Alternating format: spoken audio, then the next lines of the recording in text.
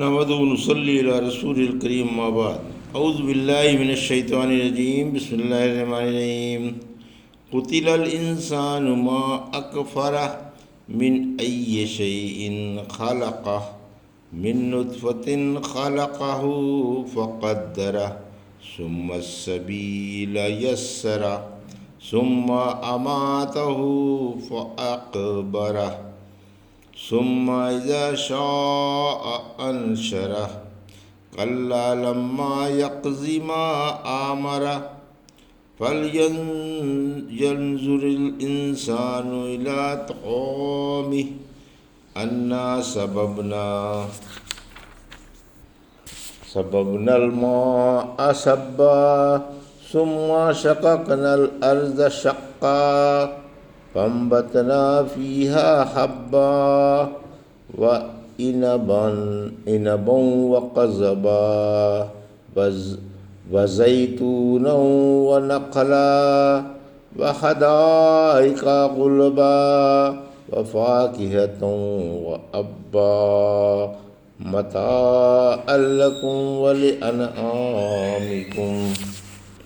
فإذا جاءت الصاخة يوم يفر المرء من أخيه وأمه وأبيه وصاحبته وبنيه لكل امرئ منهم يومئذ شأن يغنيه وجوه يومئذ مسفرة ضاحكة مستبشرة ووجوه يومئذ عليها غبرة ترهقها قترة أولئك هم الكفرة الفجرة۔ ابھی آپ نے سورہ عبس کی آیت 17 سے 42 کی تلاوت سماعت فرمائی۔ پیش ہے ان آیتوں کا ترجمہ اور تفسیر ابن کثیر سے۔ قتل الانسان ما اکفرہ آیت 17، من ای شیء خلقہ آیت 18، من نطفۃ خلقہ فقدرہ آیت 19، ثم السبیل یسرہ آیت 20، ثم اماتہ فاقبرہ آیت 21، ثم اذا شاء انشرہ آیت 22، کلا لما یقض ما آمرہ آیت 23، فلینظر الانسان الی طعامہ آیت 24، انا صببنا الماء صبا آیت 25، ثم شققنا الارض شقا آیت 26، فانبتنا فیہا حبا آیت 27، وعنبا وقضبا آیت 28، وزیتونا ونخلا آیت 29، وحدائق غلبا آیت 30، وفاکہۃ وابا آیت 31، متاعا لکم ولانعامکم آیت 32۔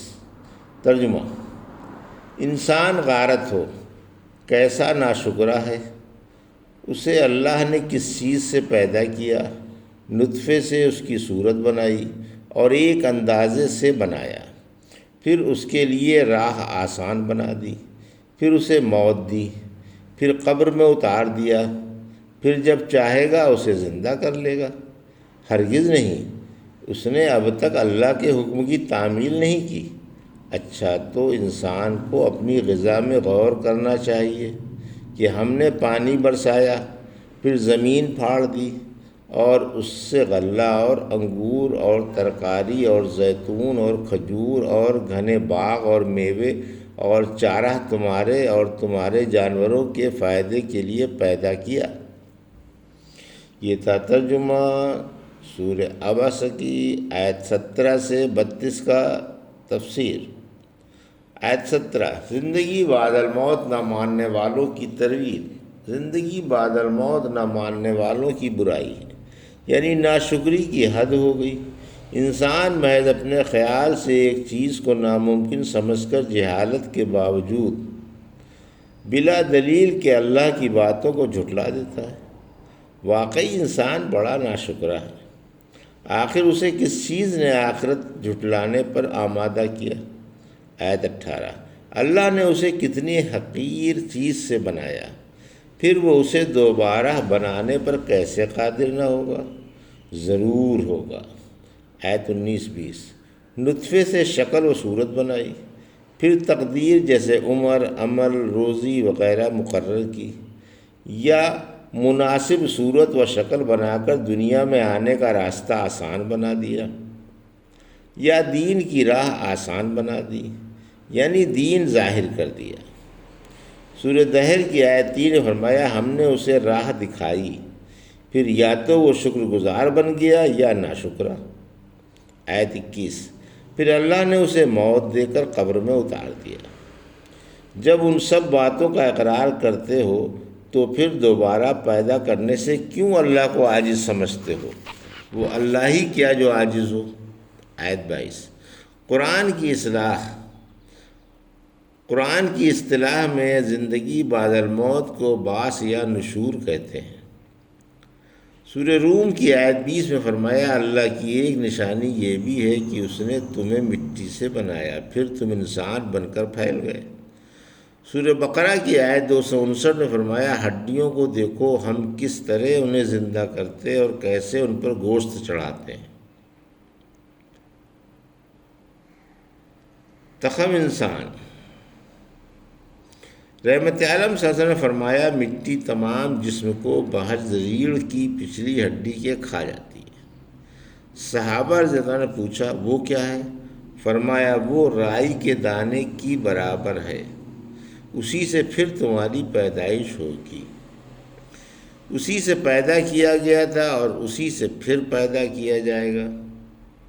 آیت 23، یہ ناشکرا سمجھتا ہے کہ میں نے تن من دھن ہر طرح سے اللہ کی نعمتوں کا شکر ادا کر دیا، لیکن یہ کبھی فرائض بھی پورے ادا نہیں کر سکتا۔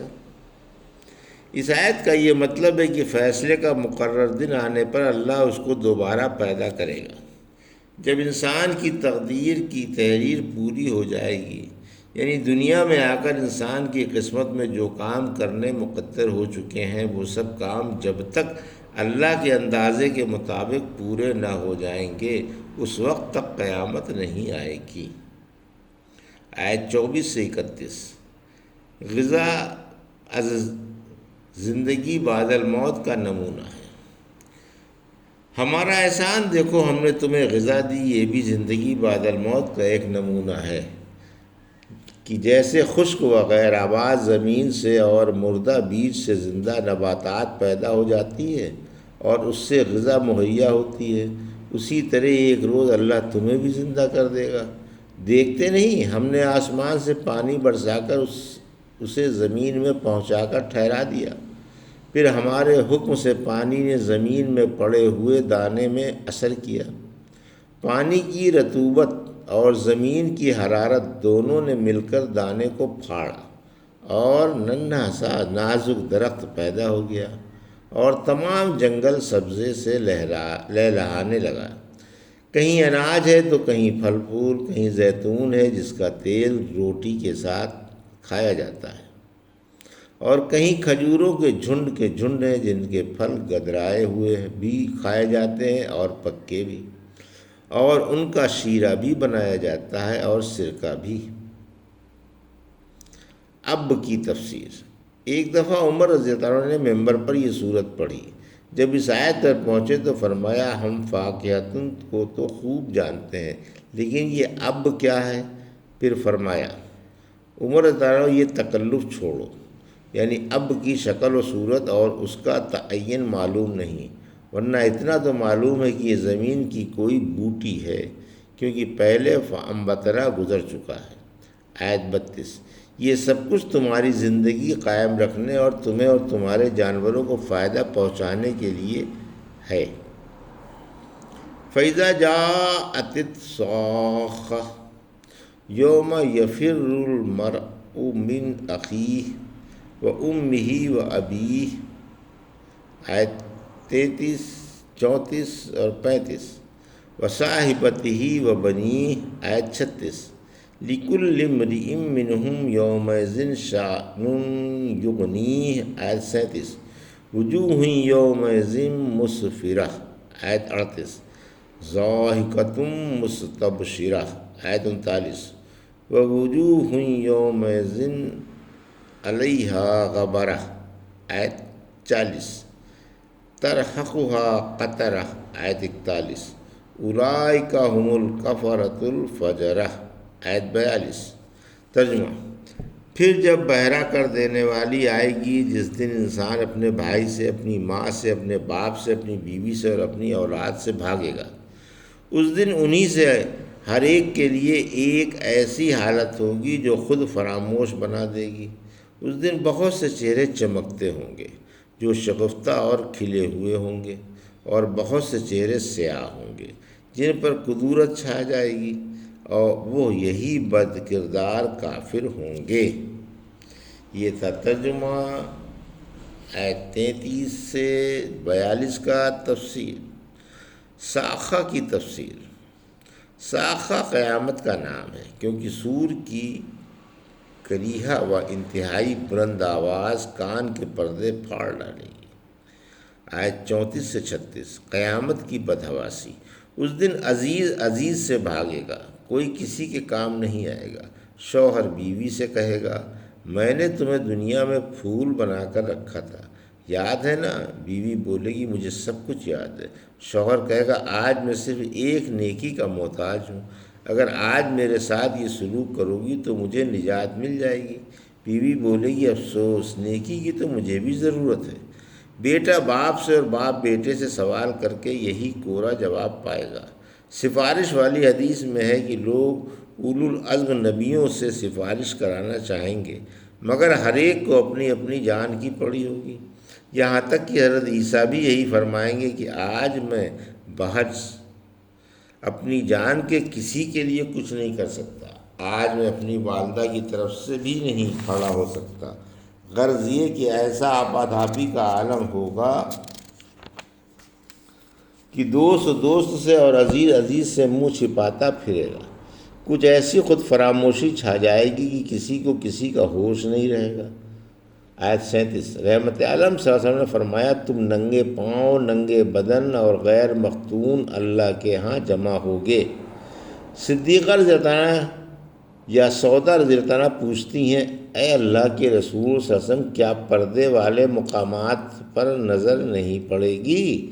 فرمایا، اس دن گھبراہٹ ہر شخص کو خود فراموش بنا دے گی، کسی کو کسی کی طرف دیکھنے کا کچھ ہوش نہ ہوگا۔ پھر آپ نے یہ آیت پڑھی، جنتی اور جہنمی کی پہچان، آیت 38 سے 42۔ جیسے دنیا میں کافر و مومن ہیں، آخرت میں بھی اسی طرح ہوں گے۔ بعض کے چہرے مسرت سے شگفتہ اور بعض کے غم سے سیاہ اور دھوئیں میں اٹے ہوئے ہوں گے۔ پہلے جنتی ہوں گے اور پچھلے جہنمی۔ حدیث میں ہے کہ ان کا پسینہ لگام کی طرح جاری ہوگا جس پر گرد پڑ پڑ کر جم جائے گی۔ ان کے دلوں میں کفر اور عملوں میں کھوٹ تھا۔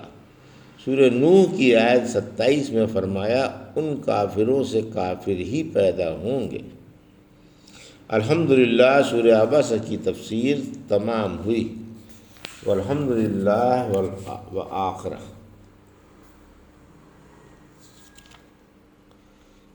یہ تھا سورہ عبس کی آیت 17 سے 42 کا ترجمہ اور تفسیر جو بھی آپ نے سماعت فرمائی۔